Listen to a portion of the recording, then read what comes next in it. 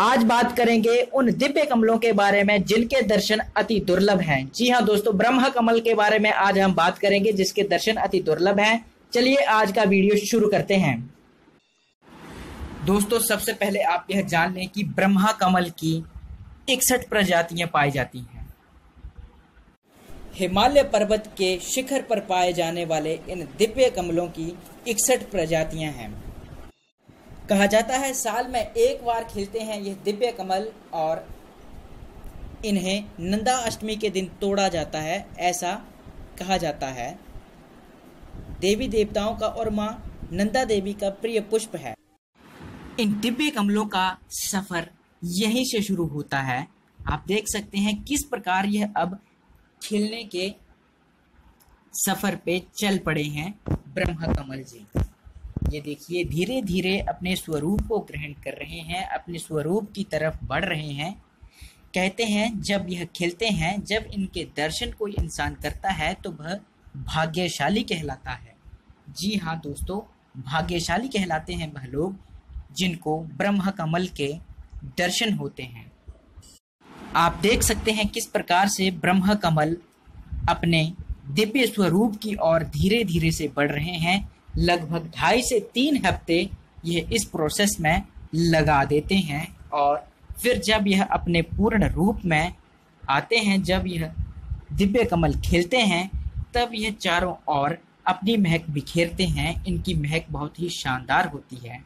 इन दिव्य कमलों की खुशबू भी बहुत ही दिव्य होती है, आकर्षित करने वाली। इन दिव्य कमलों का जिक्र महाभारत में भी हुआ है। जी हाँ, महाभारत में भी इन दिव्य कमलों का जिक्र मिलता है।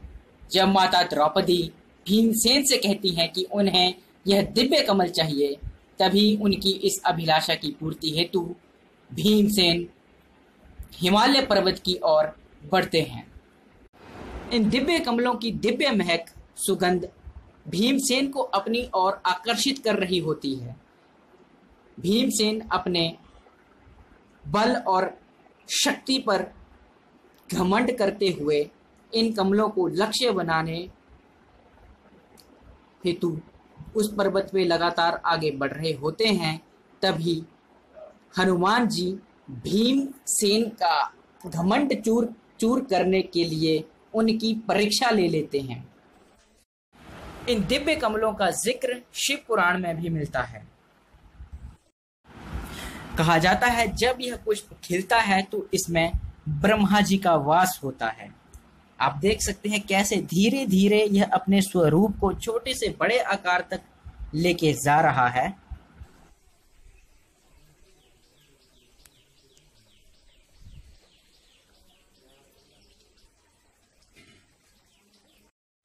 जिस रात यह ब्रह्म कमल खिलने वाले होते हैं, उस समय शाम के समय यह इस प्रकार के दिखाई देते हैं। जब यह पुष्प अपना पूर्ण रूप धारण करता है, तब इसकी पूजा की जाती है। आप देख सकते हैं ये जो बीच में आप देख रहे हैं, कहा जाता है भगवान ब्रह्मा का यहाँ पे वास होता है।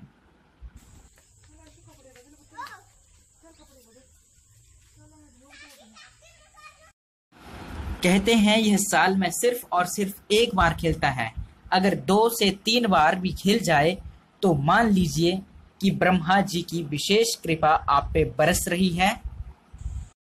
हिमाचल प्रदेश और उत्तराखंड के ऊंचाई वाले क्षेत्रों में पाए जाते हैं ब्रह्म कमल।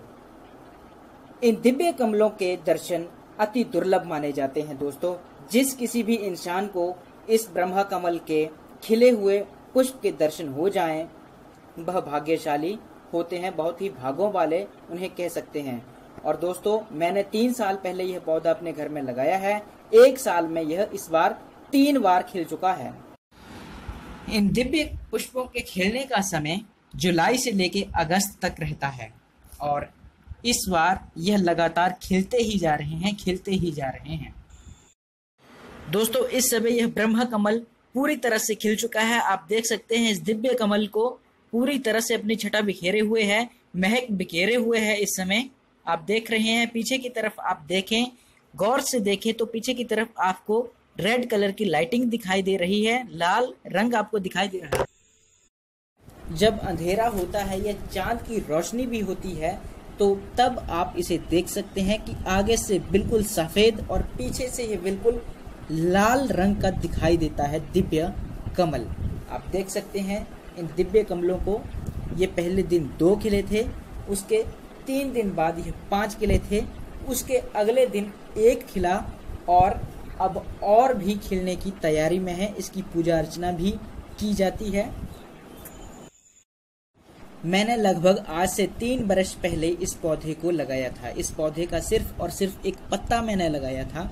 आप देख सकते हैं इसमें खास बात यह भी है कि यह फूल पत्ते से लगा हुआ है। आप देख सकते हैं, ये देखिए एक पत्ती से यह निकला हुआ है। आप देख सकते हैं कितना बड़ा यह फूल होता है और कितना दिव्य तेज है इसका। अगर आप साक्षात इसके दर्शन करेंगे तो आप यह सोचेंगे, आपका मन करेगा कि मैं यहीं पे बैठा रहूं, इसके दर्शन करता रहूं। इतने दिव्य यह कमल हैं। आप देख सकते हैं इनकी खूबसूरती देखते ही बन रही है। जितना मैंने अनुभव किया है, जब शांत माहौल होता है, जब ये पूर्ण रूप से खिल चुका होता है, तभी अगर आप इसके सामने प्रार्थना भी करते हैं तो आशीर्वाद स्वरूप यह पुष्प धीरे धीरे से हिलना शुरू करते हैं। पत्ते वैसे के वैसे ही, लेकिन ये जो पुष्प होता है ये धीरे धीरे हिलते हैं। इनकी दिव्य सुगंध भी मदहोश करने वाली होती है। दोस्तों, इन दिव्य कमलों का दर्शन अति दुर्लभ है, अति दुर्लभ। रात को खिलने के बाद यह सुबह होते ही धीरे धीरे बंद होने शुरू हो जाते हैं और 2 से 3 दिन तक यह बंद रहते हैं। फिर धीरे धीरे जब इसका समय होता है तो यह नीचे गिर जाते हैं, खुद ब खुद गिर जाते हैं। फिर आप इन्हें अपने घर पे लगा सकते हैं। माना जाता है कि इन्हें अपने दरवाजे के ऊपर लगा देना चाहिए। कहा यह भी जाता है कि इन दिव्य कमलों का औषधीय इस्तेमाल भी किया जाता है, जैसे मिर्गी आदि का पड़ना और मानसिक रोगों के उपचार हेतु, जले कटे के उपचार हेतु इन दिव्य कमलों का इस्तेमाल किया जाता है। जब यह पुष्प खिलते हैं तो इन्हें दूर से ही नमस्कार करें। इस पौधे के आसपास जब पुष्प खिले हों और जब पुष्प ना भी खिले हों तो इस पौधे के आसपास किसी प्रकार की कोई गंदगी नहीं होनी चाहिए, किसी प्रकार का कोई जूता चप्पल इसके भीतर नहीं होना चाहिए। आप देख सकते हैं कैसे यह फूल बंद हो जाता है सुबह होते ही। इस तरह से बंद होता है यह दिव्य कमल। अगर आपने यह पौधा लगाया है तो इसे ऐसे सुरक्षित जगह पर रखें, ऐसे ऊंचे स्थान पर रखें जहां पे आपके कोई जूता चप्पल या गंदगी ना जाए और ज़्यादा से ज़्यादा लोगों की नज़र में यह ना रहे, क्योंकि यह पौधा और यह कमल अति दुर्लभ और दिव्य होते हैं। जब भी यह पुष्प खिलता है तो ज़्यादा से ज़्यादा लोगों को इसके दर्शन करने चाहिए, इसके प्रति श्रद्धा रखनी चाहिए। हमारा चैनल आपके साथ सदैव भारतीय संस्कृति और सनातन धर्म से जुड़ी हुई महत्वपूर्ण बातों को साझा करता रहता है। कृपया आप इन सभी बातों को अपने दोस्तों रिश्तेदारों के साथ साझा करते रहें। धन्यवाद।